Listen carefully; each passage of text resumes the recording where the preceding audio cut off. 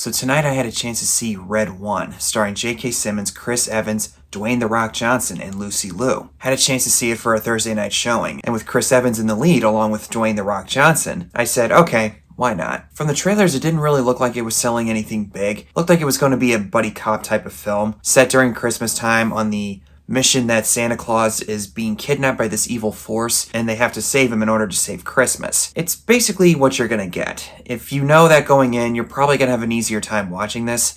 I didn't really expect a whole lot. I was expecting just harmless, mindless popcorn fun. And that's what this movie really is. It's really just all of these actors coming in playing variations of themselves, not really burying themselves into their own characters. Chris Evans plays kind of a lone wolf jerk in this one who's very distant from his son, would do anything he wants in order to get money. There's a small backstory that's given to him in the opening scene where he's adamant in telling people that there really is no Santa Claus, even though it's later revealed that there is one. And after that, we don't really get a deep dive into what exactly happened between then and the present storyline. Dwayne "The Rock" Johnson's character, Callum, is the bodyguard of Santa and is on the verge of retiring after seeing the way society has divulged into this indifference or carelessness to the point where he's turned off by it, hence why he wants to retire. Lucy Liu plays the head of this secret society type of organization that oversees mythological creatures involving the North Pole and various other people that are mentioned throughout this movie. There's not a whole ton, but there is one sequence where they delve deep into the legend of Krampus, who I guess is the evil brother of Santa Claus. I know of him a little bit, but I don't know what the connection is. I never really delved that deep into the folklore of Santa, so I could be wrong on guessing whether or not that's actually true. And J.K. Simmons is Santa. Not in a huge role as I was expecting him to be. Like with Chris Evans and The Rock, he's going to draw in a big crowd no matter what he shows up in. I mean, there's really not much to spoil as far as the plot. It's basically your run-of-the-mill, save Christmas type of movie. It's more oriented towards a family-friendly type of vibe, which I wouldn't say is a bad thing. And whenever those scenes do pop up where it has more of an appeal towards kids or family audiences in general, I think the movie really shows its true strengths there.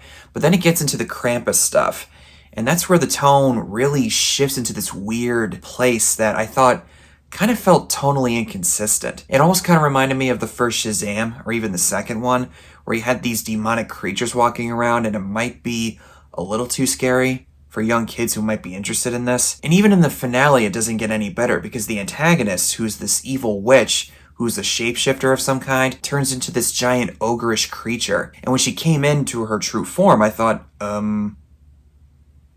you might not want to bring kids to see this. For some kids, it might be a little too intense, just on the way the characters look. But while the movie does have those usual tropes that you would expect in a Christmas movie, I do like seeing the smaller moments that Chris Evans has with his son in the film, where he admits that he wasn't a good father, Callum telling him that you always have a choice every day to be good and not just being nice. The Rock is The Rock. He plays the character very seriously, and yet somehow it doesn't come off as over the top or too unbelievable for the audience. If you're a fan of Dwayne "The Rock" Johnson, this is the movie for you. J.K. Simmons, I wish we had more of in this movie, but whenever he's in front of the camera, Miss Brett, that's not the position I hired you for! And I don't know the name of the director offhand. When you really boil down to this movie could have been made by anybody. Anybody could have shown up in these parts and made this movie. This is basically, I guess, I hate to say paycheck. Any movie is really a cash grab, and it always has been.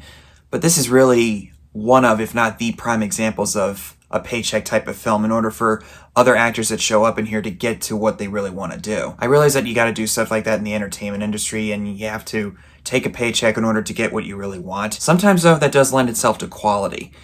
Not in the case with this one, but if you're looking for a harmless, fun holiday time at the movies, Red 1 is going to be the movie for you. A year from now, by and large, people are not going to remember this like next year. It's really just a good time waster, and you'll probably have it on in the background on TV, and maybe at a Christmas party, you could watch it and occasionally look at it and say, oh yeah, here's that part.